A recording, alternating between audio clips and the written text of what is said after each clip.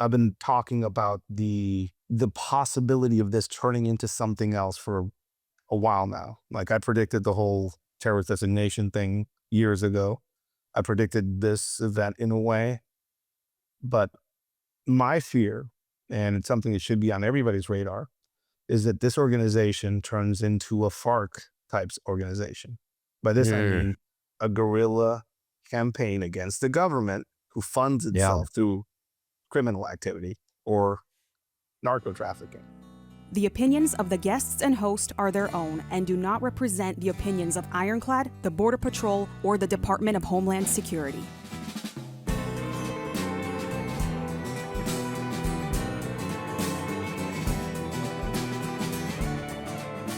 Welcome to Borderland, Narcosis, an Ironclad original presented by First Form. Go get your First Form supplements at firstform.com/Borderland. Yeah.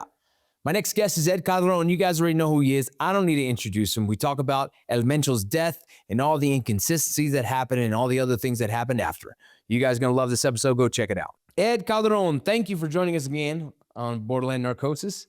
Man, so obviously a lot has went down. I've been waiting to get you on here. I know everyone's been busy about this, and I would just love to hear. Let's just go through it, man. Let's go through what happened. Like, what intel did you hear? You know, is it real? We're gonna go through the is it real later, okay? But tell me what you got. I mean, I was one of the first, if not the first, to report it on Instagram. I was up pretty early. I got started getting phone calls pretty early, which tracks with what they say happened. According to what I know, and according to some of Yeah. the stuff that is out there, basically there were a group of special operators by the Mexican army, probably dropped from a high altitude onto that property, is what I've heard um, said.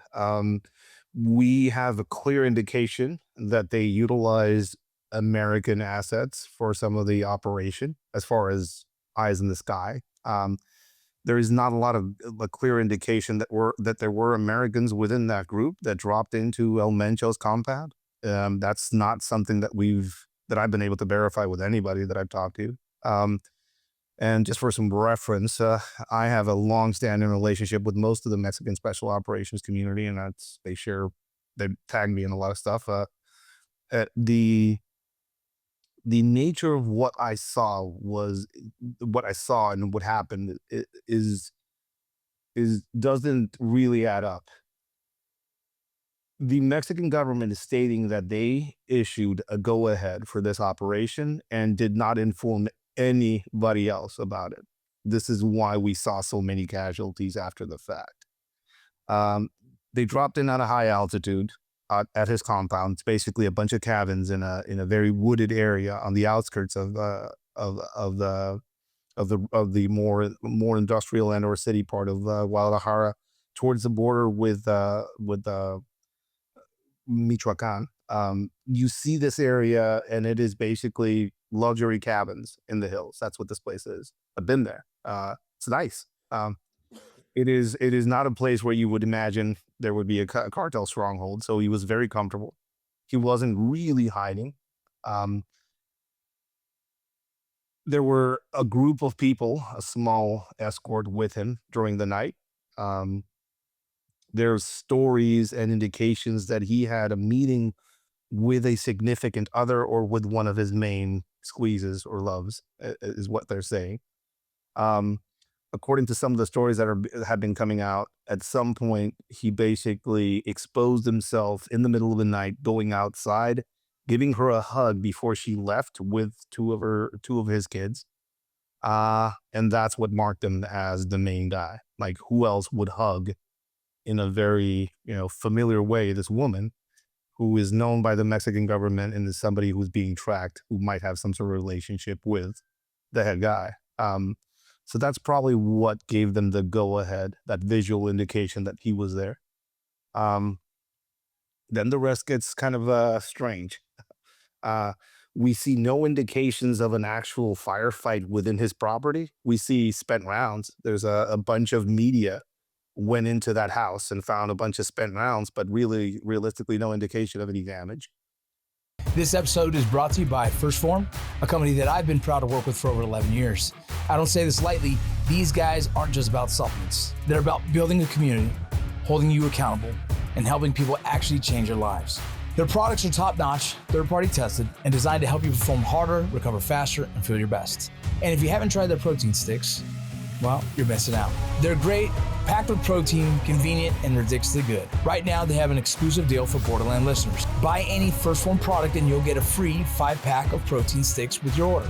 Head to firstform.com/Borderland to claim your free pack while supplies last. Again, that's firstform.com/Borderland. Purchase any product and get a free 5-pack of protein sticks. Trust me, they're worth it. The federal government left no such security on the house. They basically abandoned the house as soon as they got him, which is strange. I mean, you've been part of the operations of this nature. Wouldn't you think it's strange that they didn't do any sort of site exploitation or investigation was there? People from the media were handling El Mencho's ledgers, where it would indicate how much money he was paying to the federal government, to the army. Like, they just left everything there, which is odd. At some point during the early parts of the night, they dropped in on him. There were RPGs laid around the property, Russian made mostly. There was some 40 mic stuff mounted on most of the rifles. There was a very bougie rifle among them. I don't know a lot about guns, but people might know what I'm talking about. A very sophisticated rifle was found amongst all the guns these guys had. A lot of equipment that many of the media didn't realize what it was, and some of the people who were there didn't realize what it was. But through some of my sources, I kind of ID'd a lot of it as counter surveillance, kind of recording technology. A lot of the stuff you would see with multiple antennas coming out of the back of a Humvee to avoid anything with a signal kind of interfering and seeing. Night vision, thermal vision was found at the property amongst some of the people who were there, apparently, is what I've heard. The firefight started in and around his property. He left with a small contingency into the woods. He was pursued, and in the firefight to capture him with his bodyguards, he received several impacts in his abdominal area, according to his now public death certificate. And where he was arrested, there's a big giant black burnt out spot with some vests strewn out, some rounds in the ground. But basically, they probably threw some incendiary something at him. He was medevaced out of that area towards, I think he was heading towards Guadalajara. And during that flight, they made the decision to turn the helicopter around and fly to Mexico City because he died on the way. This is the story that is being said as the official story, Inconsistencies, things that don't match up, don't make sense. There's over 30 casualties on the side of the federal police during this event. Now, it's supposedly, according to people in government, these killings of these federal agents happened in the subsequent operation around the arrest of El Mencho, to basically the ground element that went around to envelop the compound where El Mencho was, which doesn't really track. It would have been seen from miles away. Any sort of large contingent of these federal forces would have been spotted, and El Mencho probably would have moved. That's why he was so hard to get. They weren't informed. The federal police wasn't informed. The state police wasn't informed. The military wasn't really positioned to deal with any of this. This operation happened, and basically They're on the Mexico. payroll. Well, one, yes, they are on the payroll, which they are. I mean, it's like undoubted that they are on the payroll. But there was absolutely no preparedness or readiness for the subsequent event. Like, there was nobody was home when vehicles started getting burned, when Oxo started getting burned, when Costco started getting burned, when all these fires were set out throughout the country. There was absolutely no readiness response by any level of the government, which leads one to believe that they didn't really know about this operation, or that it was up the utmost secrecy. Now, wouldn't the president of Mexico, wouldn't you think the president of Mexico would know about this operation? She was campaigning in public with minimal security when this operation hit. There was rumors online that they flew with her and like she slept on a military boat. That's fake, but she did have a contingent of special operations soldiers basically put on her as soon as the news hit. So these are all signs that she probably wasn't really in the know about this operation, I think. Yeah. The killing of this man who I've heard this. I heard the same rumors of him not being real or not being alive. I was asked years ago about him being or not being alive. There's another cartel there's a cartel reporter out there who was kind of stating that he wasn't really real or alive. I was in Jalisco a few times, including last year, and he's definitely a real person. And he's definitely somebody who was alive. He was somebody that had a standing order that you would get killed if you took a picture of him. So that might explain the lack of photography around him. It was like a standing order. Anybody would take this picture would be killed.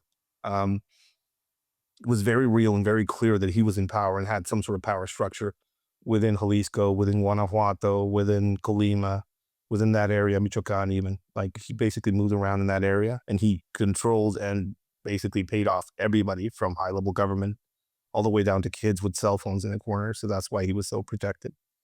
And he definitely was the monster that they say he was.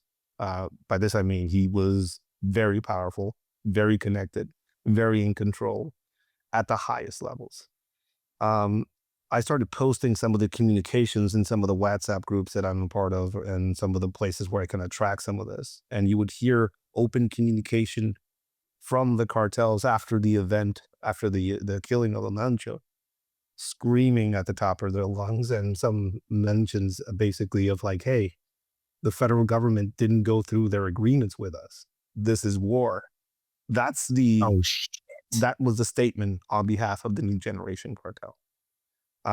Shortly after the operation that killed El Mencho, and he was after he was airback there, another one of his, I think number 3 or number 4 in the scheme of things, was basically in a separate location in a vehicle with money on hand. I think he had like $1 million and some more cash on him, and many communication devices. And he was basically organizing the response to the killing of El Mencho somewhere. And the U.S. probably pinpointed him, and special operations showed up and canoed him.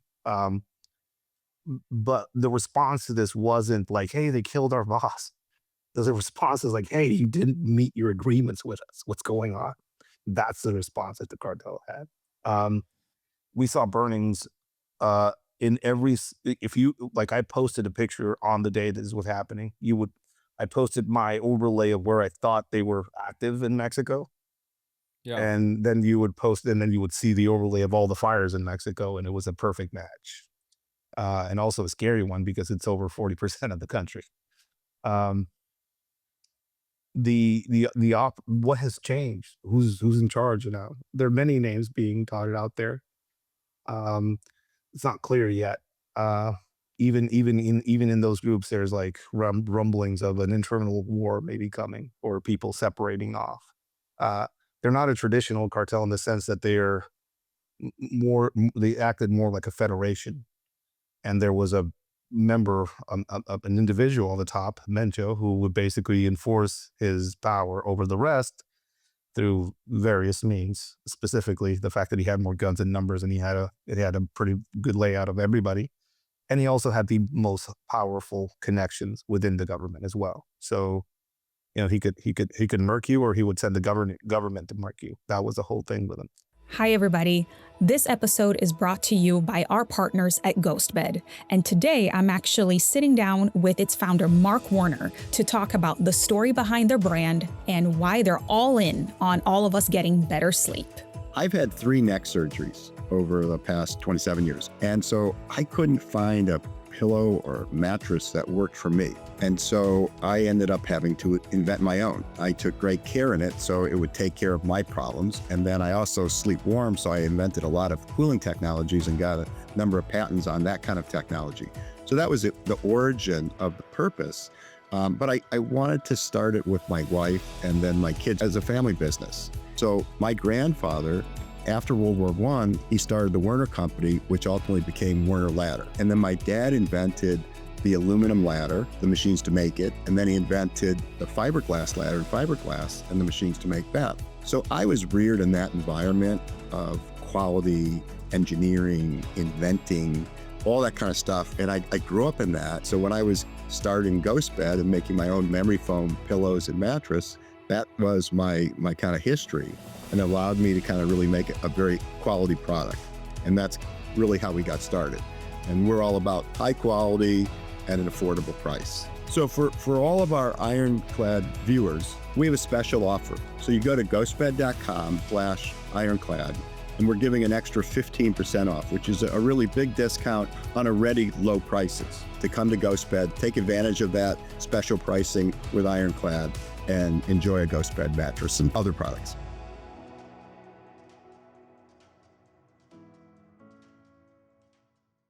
Look, it was crazy. I think we all saw it, wild, everything. And I'll tell you, man, I had two. It's so funny on social media. Everyone, all these people don't know who I am. They jumped all over me like, what do you mean sources? Two sources called me. One of them is, and this is like a true statement, and I'm still, okay, they are cousin. They're in the family of El Mencho, is what was told to me. And they've shown pictures of connection. So I'm like, okay. And they are like, our family is saying that he's still alive. And I'm like, what are you talking about? That's BS, right? And so they're continuing to say this. They reached out to me today, and they're going into Mexico, and they're actually going to go visit for a certain time. And they said they're going to tell me more when they get there. But that's what their family internally is saying. Okay. I mentioned that on social media. And I'll finish this. I mentioned on social media. A lot of people kind of went crazy over it. My buddy from the FBI calls me. He has some connections to FBI agents who used to work a lot in some of the Mexican, in Mexico and different areas like in Mexico City. And when he calls his friend goes, dude, that's bullshit, right? Then 24 hours later, he calls him back and says, shit, bro, it's not adding up. And so that's where I started raising the question even more so. A lot doesn't add up. We haven't seen pictures. We haven't seen proof. There is no videos at the moment, right? The government could be holding it down. The guy, whoever it is, there is no evidence whatsoever of a body, just word of mouth. And that is a little weird to me, right? And so I ask you now, like is as long as this is going now and they're still kind of a little foggy, does it start to feel at all that maybe he faked his death again in the power he has, the money he has, just so he can kind of avoid everything and let them feel that America did their part and kind of like in cahoots with maybe the president in supporting this, maybe him vanishing and going away. It's Kaiser Sozak, you know what I'm saying? Yeah. I track the funeral service closely, and I have a few friends who know more about this than I do, and they saw a lot of faces there, and they saw a lot of next of kin there, including one that owns a bakery somewhere in SoCal, which is all over the social media right now, because she's like pretty much just living a quiet life. I saw every single indication of a body in that coffin that was trying to be protected and not photographed. That's what I saw. I saw every indication of a grieving family. I saw every indication of the body in that box. Now, are they all actors and are they performing this giant performance to just like, hey, let's like make a Mencho disappear forever?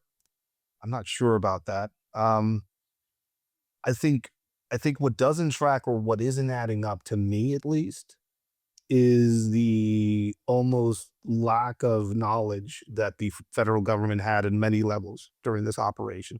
You could say it was for security and was compartmentalized and everything like that, but wouldn't you think a government like this would have learned its lesson after 2 Culiacanazas?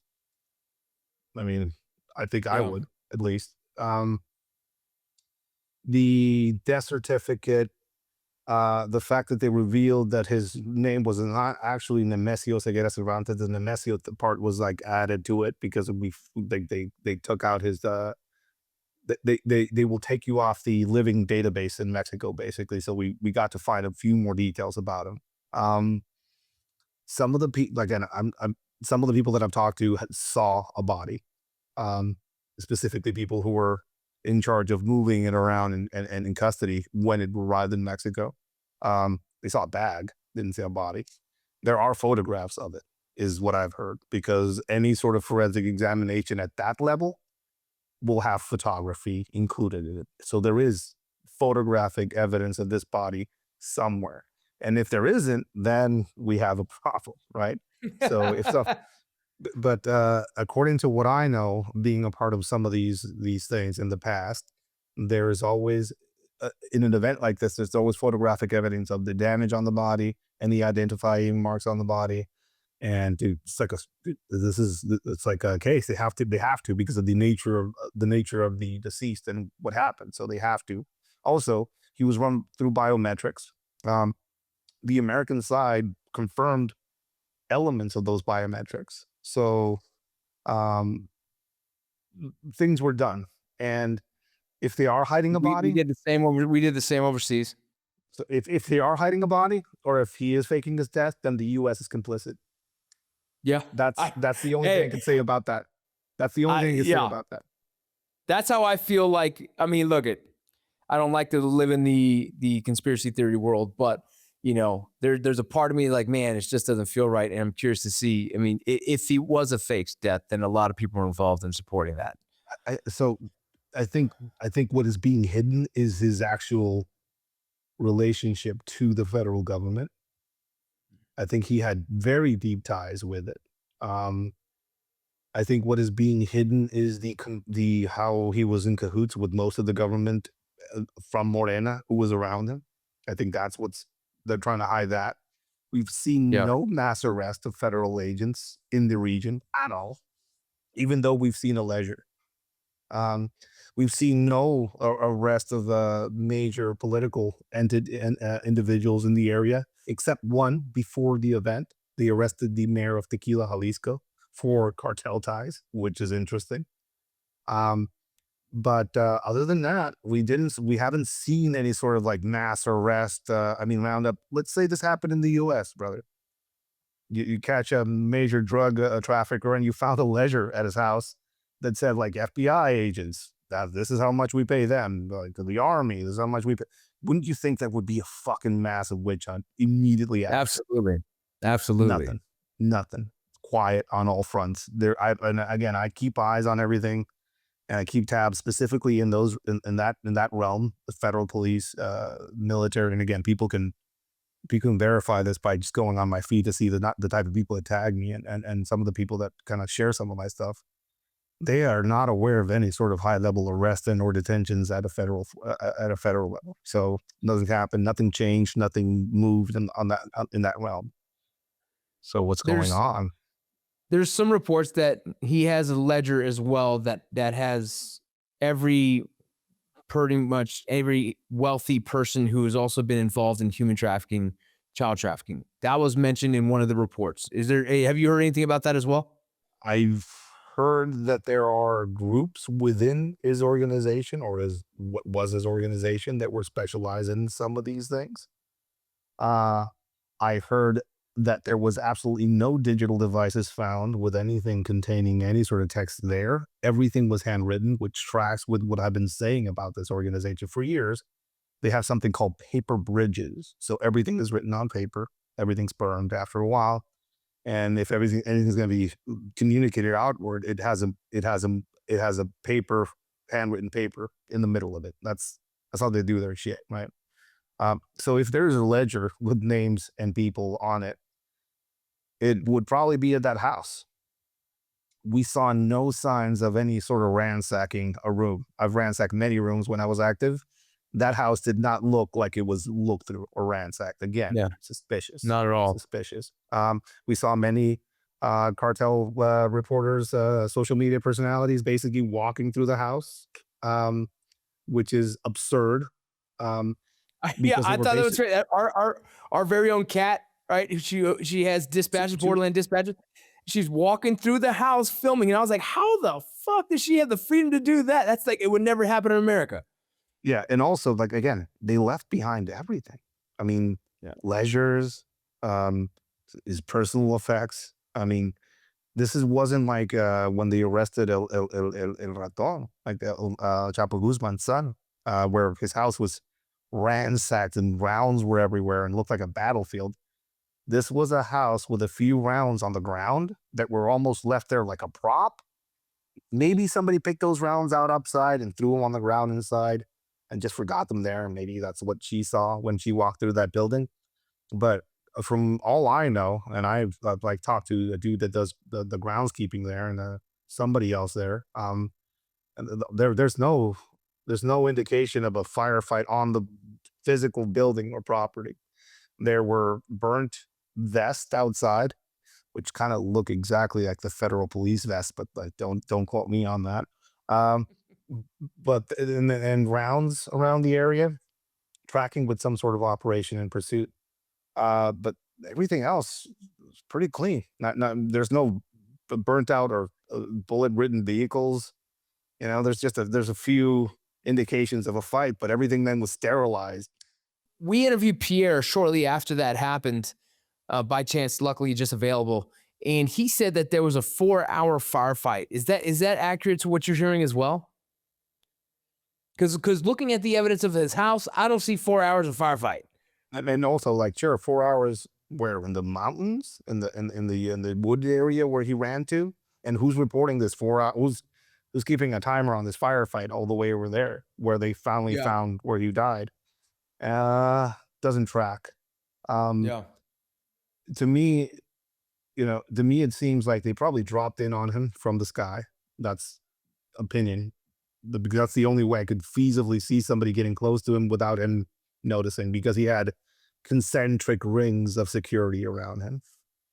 A foot pursuit, and brother, everybody in that group probably had suppressors on. So this 4-hour firefight doesn't track, I think. But who knows? Maybe yes. From who I talked to, again, people who work in that environment, who work there, they described some commotion in the middle of the night that lasted about an hour. Dogs barking, people being told to get back into their houses and fucking lay on the ground. A few explosions, which tracks with maybe some fucking explosive rounds being launched in a few places, but mostly just people fucking running everywhere. So yeah, RPGs were found like strewn about, like one was like on a, I think it was on a tree. None of them were actuated, so it means that they got the drop on them in the middle of the night, probably. What American units have you heard were involved, whether it be by training or whatnot? Is there anything connections? Like, I've heard CIA, I've heard people say who are the best? Who are the best at jumping from really fucking high up and landing in a place like that? The only two is Delta and SEALs, and that would be SEAL Team 6, in my opinion, or Delta. So that's the only way. And again, I'm nobody, but just from my friends and people I talk to, the only way you can get the drop on somebody like that in that place, in that vicinity, in that area, would be through the sky. And I have many pictures on my Instagram account of some of these special operators from Mexico now training with the U.S. Special Operations community doing high altitude jumps. So yeah, I don't know. It might were there some blonde weirdos in the group that jumped into that house? That's speculation. If we had to bet if there was any gringos in that group, I don't know, maybe. But is the Mexican army capable of doing an operation like this by themselves? Yes, up to the point of the surveillance aspect and the key eyes in the sky thing. I don't think Mexico has that capability at all. I don't think it's anywhere near that capability. And so I think that part of the operation being American involved is undoubtable. But as far as as far as who participated in that, I'm pretty sure that it was Mexican special operations, high level Mexican special operations. Were there Americans with them? We'll hopefully, if they're Delta guys, we'll never know. If they're the other Yeah, guys, we'll never we'll know. read a book maybe. Bits of Seals will have a movie soon. So either way, we'll figure it out. Yeah. No offense, my brothers. No offense, no offense to the people that have trained me and done all this shit with me. I'm sorry, but it's Those are a great group of men. This episode is sponsored by Norwood Sawmills. If you've ever thought about milling your own lumber or just the idea of being able to build something from the ground up, these guys are worth checking out. Norwood makes portable sawmills that let you turn raw logs into your own boards right on your property. And one of their most popular mills is the Lumbermate LM30. It's powerful, built to last, and designed to handle everything from soft woods to tough hardwoods without a problem.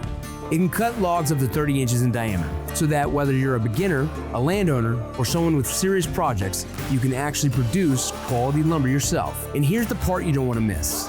We've partnered with Norwood to give one away. The giveaway will be live March 30th through April 3rd, so you've got a limited window to enter. Make sure you're following at This Is Ironclad and at Norwood Sawmills on Instagram to keep an eye on those pages for all the details on how to enter. If you ever wanted to mill your own lumber, this is your chance. What's interesting to me is seeing all this happening recently, and like for me, I have a couple questions, but right now, who's the next target do you see in Mexico? Is there another big name that we should be looking out for that's getting taken out soon? So El Mencho was the last of the major big names that we had. We had Elmayo Zambada and El Mencho. These were Batman and Superman. Yeah, these were the top guys. The last of the old school like cartel heads. I mean, the effects of El Mencho's murder are being killing are being felt all the way down in Ecuador. I mean, they're launching special operations in conjunction with the military right now. I was gonna be a question I ask as into why we're doing that. Yeah, well, it's because they probably see that the time is right. They probably found some actionable intelligence around this operation. And there's a pretty big faction down there that is working directly hand in hand with the New Generation Cartel, all the way down to Ecuador, which has become the biggest hub for cocaine smuggling. So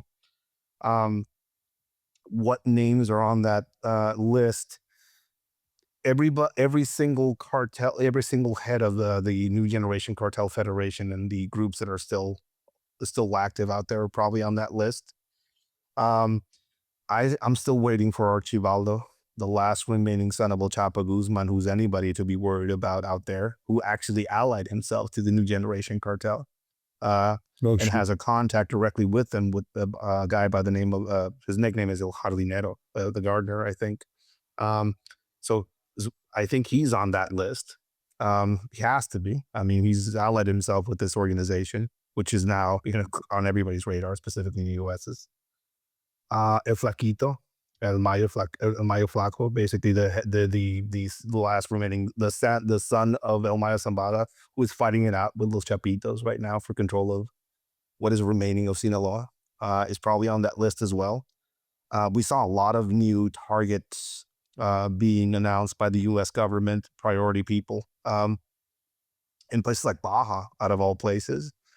People who are basically working for the New Generation Cartel and for the Sinaloa Cartel in places like Baja, and setting basically lieutenants of them who are generating a lot of the violence and who are still basically heading the biggest smuggling operations in the world through the port of entry into California. Other than that, I mean, there's a bunch of smaller names out there, but I think Archibaldo is pretty high up on that list. Anybody who's a cartel head in the New Generation Cartel is probably on the priorities list. And Elmayo Zambada's son is probably on that list.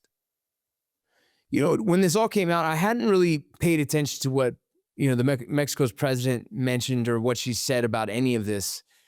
Is she taking credit and supporting this? Is she saying that she was involved in the planning of it? What's that look like? She put the military in front of the cameras, and the basically the head of the national the head of the Mexican army basically had they basically did the whole retelling of the story of what happened.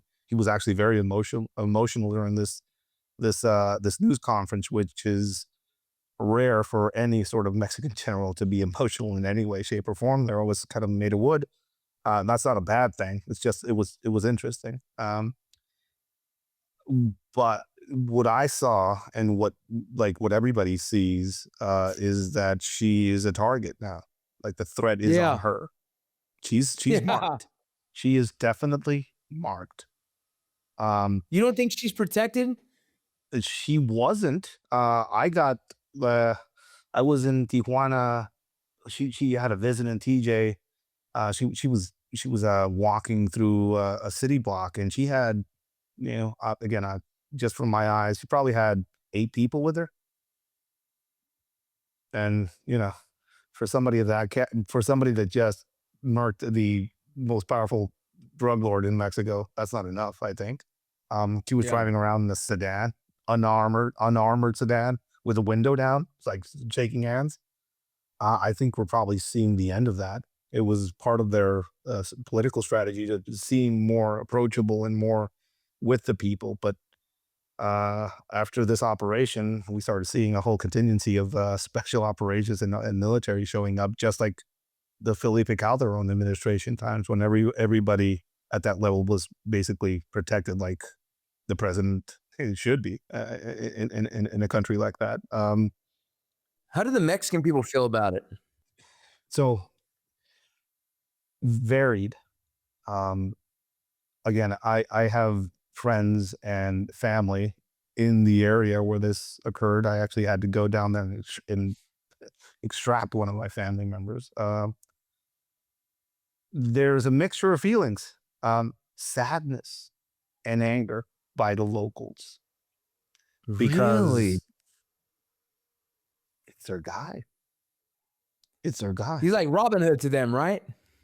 Yeah, it's like he's Robin Hood. He's Robin Hood. He builds schools, churches, paid for career paths. Fucking Christmas comes around, Dia de Reyes. That's where the COVID hit. Who was dispersing bags full of groceries? Not the government. It was him. Damn. Who was enforcing mask mandates in the area? No way. So there is in the area where he was active and he was known. There's sadness and anger and frustration. Other parts of the country where that's not the case, where that's his influence isn't that direct, there was fear. There was almost like this is how it starts. Um, I've been talking about the possibility of this turning into something else for a while now. Like, I predicted the whole terrorist designation thing years ago. I predicted this event in a way, but my fear, and it's something that should be on everybody's radar, is that this organization turns into a FARC types organization. By this, I mean a guerrilla campaign against the government who funds itself through criminal activity or narco trafficking, because that's what the FARC is. It's a military, paramilitary, revolutionary group of people who are fighting the government, and they're utilizing, drugs to fund their endeavors. This event solidified a lot of that aspect of them locally. Like, they were like, see, the government wants to affect you directly by cutting off this, shadow government that we had here. So I think the fear in the populace is that this turns into a revolution of a sort, or this turns into a group of people who are actively fighting the government, and anybody that gets in the middle of them is going to get fucked. When the event happened, you heard some of the chatter and some of the conversations that some of these guys were having online, because these guys weren't hiding in a cave somewhere. They were fucking, everything was going on WhatsApp, Signal groups, Telegram, TikTok was like a way they were voicing their opinions. They went from let's burn everything to like, hey, you know what? We're affecting the populace. Let's not burn let's come back. Let's regroup and target Morena party members specifically. That's Oh, what shit. So everybody, so okay, let's all go quiet and plan our shit. You don't think that this maybe intimidates other cartels? Is there any conversation where the cartels like, you know what, let's just take a low profile, let Trump get out of office in 2 years, and then we can just go back to normal? We just saw a car bomb explode in front of a police station in Zacatecas. So no, I don't think they're trying to keep any sort of low profile. So two things happen when a decapitation of this nature occurs. An internal fight for power, which we haven't seen really in this case, and somebody eventually kind of rising themselves to the top and like becoming the head of this organization that is still very much alive. People don't think that this one man was the sole reason this organization existed. He's very much, he was very much an important figure, but he's by no means has this organization gone away or is weakened by this decapitation.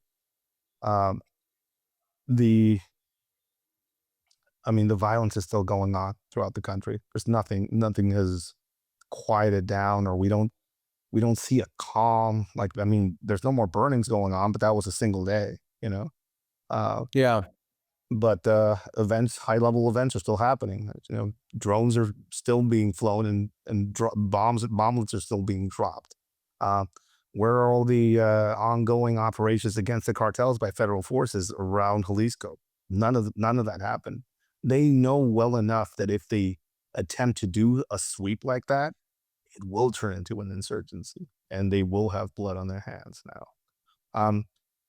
Independently of everything that happened, the Mexican federal government should be reprimanded for their complete fucking mishandling of the after effect of this operation.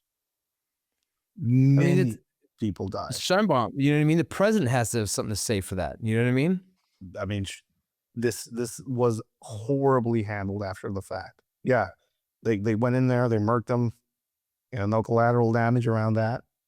But then the whole of Mexico was burning, and there was absolutely no idea how to respond to this, and no preparation of any kind. But I get it, hermetic operation, nobody knows about it. Stage some assets around the city somewhere. People were on vacation, people were not in the office, people were gone, people weren't informed, people weren't ready.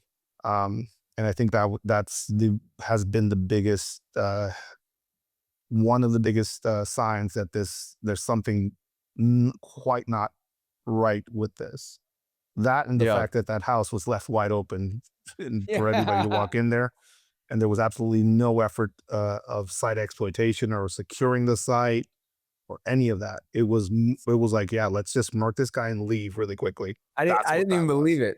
I didn't even believe it. I was, there's no way that's the house. There's no way. That's how much I was like, there's no way. When that happened, I had 4 different friends call me and see if they can help get them out of Mexico. Luckily, after a day or so, everything was fine. Everyone on the resorts was safe, so it wasn't an issue. A lot of Americans are hitting me up right now saying, can they go to Mexico for vacation? I would love to hear your personal thoughts on how safe it would be for them to go visit. Is it a good idea, or should they just kind of take a pause and pivot somewhere else? And I'll tell you, I say what I think. I think they're absolutely fine, but I want to know from your perspective. What part of Mexico? I wouldn't vacation in Culiacan right now. I wouldn't go vacation on the outskirts of anywhere in Jalisco right now, probably. But also, I wouldn't go to Baltimore on vacation. It's fucking horrible. I'd rather go to Jalisco than Baltimore. That's personal opinion on my end. But no offense to people from Baltimore, but do something about that city.